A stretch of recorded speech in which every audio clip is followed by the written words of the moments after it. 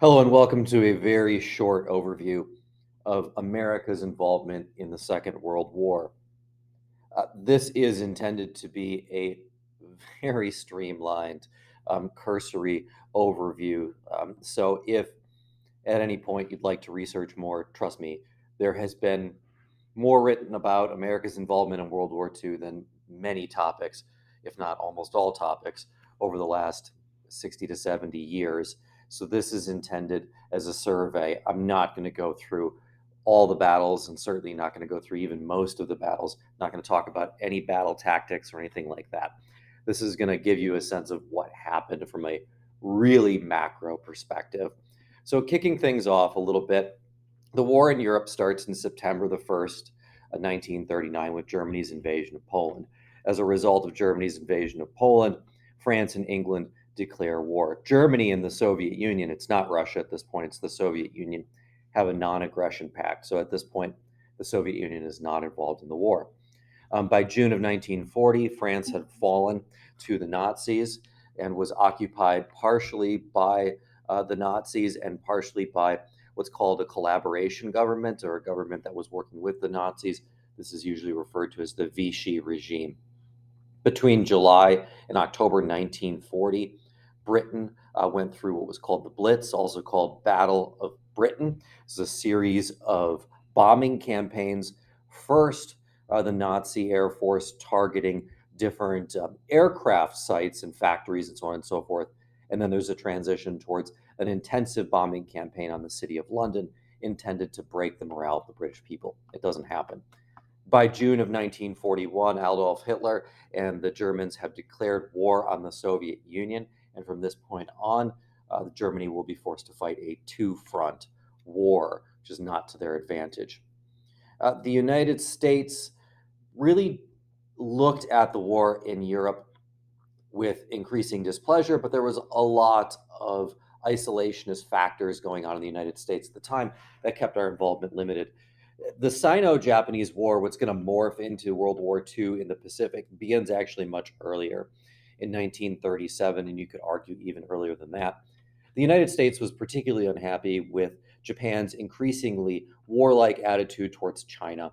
The Japanese government believed that really the only way to solve its economic and demographic problem was to expand into its neighbor's territory and take over its important markets.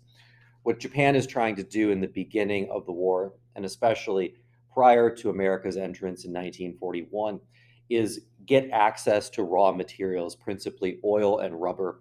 Japan doesn't have either of those two things in any of its home islands. China has a lot of it, and so do some of the different islands in what we would call Southeast Asia at this point. So there's this effort at expansion by Japan in order to acquire the materials that it needs to compete with some of the larger world powers.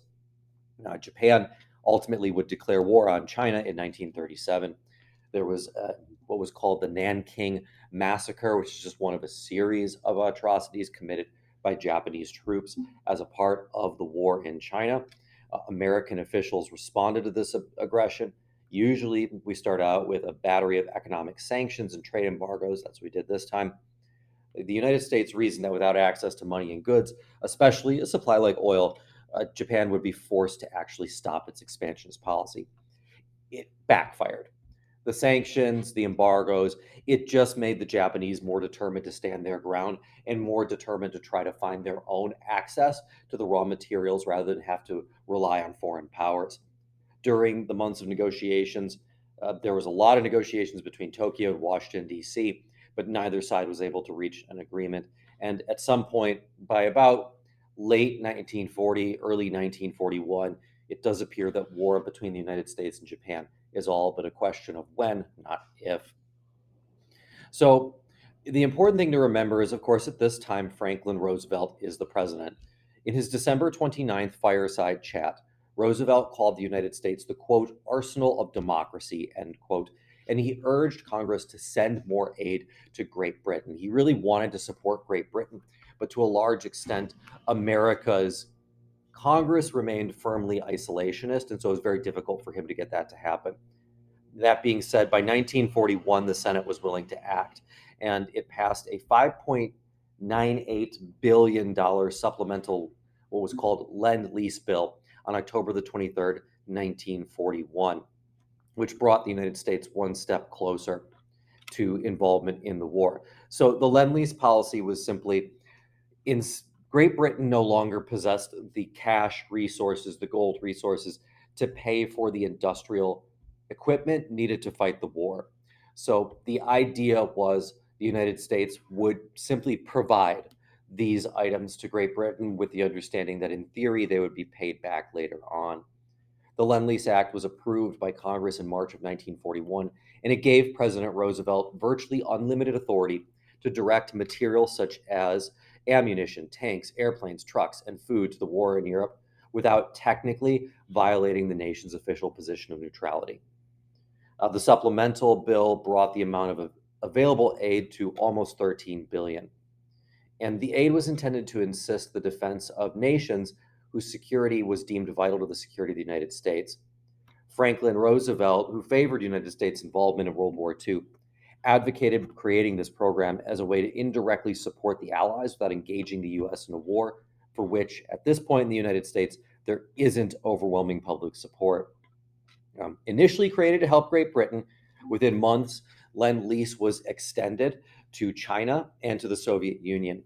And by the end of the war, the United States had expanded nearly 49 billion in Lend-Lease aids to nearby nations. And this is unbelievably important. I don't have the time here to go into it, but it is worth knowing that really when you talk about what won World War II for the Allies, and by the Allied nations, I'm principally talking about Great Britain, the United States, and the Soviet Union. Although their interests aren't always the same, they do ally to defeat the Axis powers. It's not really, at the end of the day, American military might that wins the war. It's American industrial might. The ability of the United States to just simply outproduce Japan and Germany to make more planes, more tanks, more aircraft carriers than those other nations can possibly produce makes the war by even, let's say, early 1942 almost a foregone conclusion. So, if we look here at statistics on some Lend-Lease aid, Great Britain's going to get 15 million over time, the Soviet Union 5. There are French resistance fighters who do receive a substantial amount of money, and China gets 1.5 million. There's also a policy early on where the United States had what you would consider some old destroyers, these antiquated ships from mostly from World War I era, but which are still serviceable to some extent. The United States doesn't need these ships. Roosevelt would prefer to just give the ships to Great Britain. Winston Churchill, the statue of whom is pictured right there outside of Big Ben, would also prefer to just receive the destroyers as a gift. But both men recognized that this wasn't palatable to either nation as a whole. And so what they did was they did what was called a destroyers for bases deals. So Great Britain gets all of these old destroyers, which it can use to fight Nazi Germany. And in exchange, the United States gets 99-year leases on a bunch of different territories that Great Britain currently possessed throughout the world so that they could establish things like naval yards and military bases. So obviously, America enters World War I as a result of Pearl Harbor. Pearl Harbor, Hawaii is located really almost at the center of the Pacific Ocean, roughly 2,000 miles from the US mainland and about 4,000 miles from Japan. No one at the time honestly believed the Japanese would start a war with an attack on an island that was 4,000 miles away. Because American military leaders weren't expecting an attack so close to home, the naval facilities at Pearl Harbor were relatively undefended. Almost the entire Pacific Fleet was moored around Ford Island in the harbor, and hundreds of airplanes were squeezed into adjacent airfields. The Japanese plan was really straightforward and simple: destroy the Pacific Fleet. That way, the Americans would not be able to fight back as Japan's armed forces spread across the South Pacific. This is part of Japan's overall strategy. And from a tactical perspective, you could say it's a sound strategy, but if you again consider the industrial might of the United States, it isn't. Their strategy was this: the idea was that Japan would create essentially a defensive perimeter around their home islands, a series of islands that they would fortify the heck out of.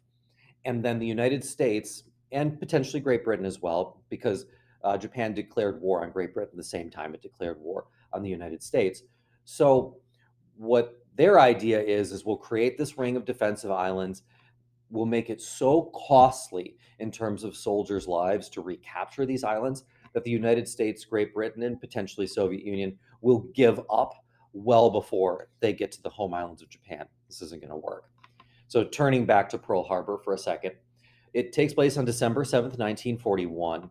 After months of planning and practice, in the very early morning hours, it was a Sunday, the Japanese launched their attack. At about 8 a.m., Japanese planes filled the sky over Pearl Harbor. Bombs and bullets rained down onto vessels moored below. At 8:10 in the morning, an 1,800-pound bomb smashed through the decks of the battleship USS Arizona and launched forward into her ammunition magazine. So the ship exploded and sank with more than 1,000 men trapped inside. Next, torpedoes pierced the shell of what's called the USS Oklahoma. With 400 sailors aboard, the Oklahoma lost her balance, rolled onto her side, and slipped into the water. The attack itself only lasted about 2 hours.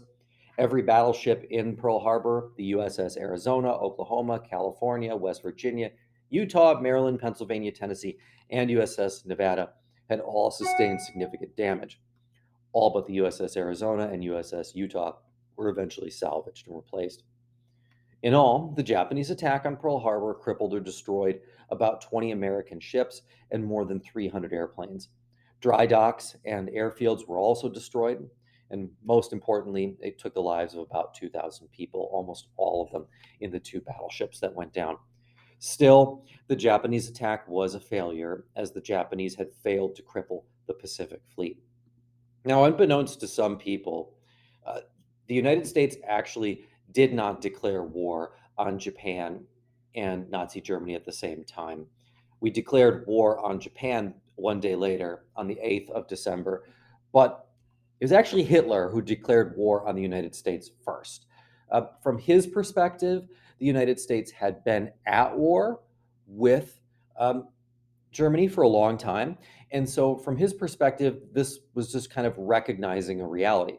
Now, you might be surprised to learn that the United States never technically does declare war on Nazi Germany. It recognizes a state of war, which is a little bit different. This is all part of Roosevelt's political strategy because he wants to focus the United States' efforts on Nazi Germany, even though Japan attacked the United States and Nazi Germany had not. He wanted to focus the efforts on Nazi Germany, but because of the isolationist tendencies of a lot of Americans, he didn't want to push too hard. So that's why there's no declaration of war as a result.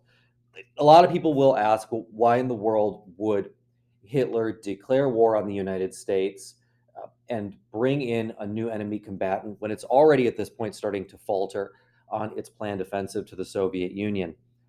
The answer is complicated, but it gets down to you have to understand the subjective reality of Nazi Germany. The subjective reality of Nazi Germany was that this was an ideological war. They truly believed in a vast Jewish conspiracy that ruled the world. And one of the bastions of this vast Jewish conspiracy they thought was the United States. And so by declaring war on the United States, this was furthering their crusade to try to end the world of this conspiracy. Was any of it true? Of course not, but that's what they believed at the time. So you just have to understand that. So I'm going to walk really quickly just through the different things that happen in the two theaters of war. So there's really two basic theaters of war as far as the United States is concerned. You've got the European theater, and then you have the theater of war that's taking place in the Pacific. I've got the timeline up there, but you can see that things actually happen relatively quickly. The United States first fights against, and in this case, it's actually a lot of Vichy or collaborating French officials. They fight against them in 1942 in North Africa. After Nazi Germany is kicked out of North Africa, they open up a new front in Sicily and then Italy subsequently. Italy, of course, was the first major ally to Nazi Germany, and Rome falls into Allied hands on June the 5th, 1944. The fighting is very difficult. It's not an easy victory by any stretch of the imagination. But as Rome falls into Allied hands, it's actually the first Axis capital to be captured. The very next day, June 6th, 1944, the Allies land at Normandy in northern France in an operation called D-Day. It's part of an overall operation called Operation Overlord. The Allies win a key beachhead in France, but the effort cost the lives of 4,200 Allied men. The Nazis try to push back one last time in what's called the Battle of the Bulge, also called the Battle of the Ardennes. It's the last major German offensive of the war. It ends in failure, and the war is actually over a relatively short period of time later. At the end of the day, though, the Nazis and Germans in general paid dearly for a war that they started, as the war cost the lives of over 4 million Germans. Turning to the war in the Pacific, then, after Pearl Harbor, America faced a two-ocean war, so it had to really be careful with how it was going to use its available resources. That being said, American industrial might allowed the military to rapidly expand its arsenal of ships, aircraft, and tanks, and Japan just simply isn't able to things keep up in this combat war. Very early on in the war, both sides recognized that the age of the battleship is over. And so the age of the aircraft carrier had begun. Battleships had proven to be just too vulnerable to aircraft attack. And so whoever had more aircraft carriers was going to win the day.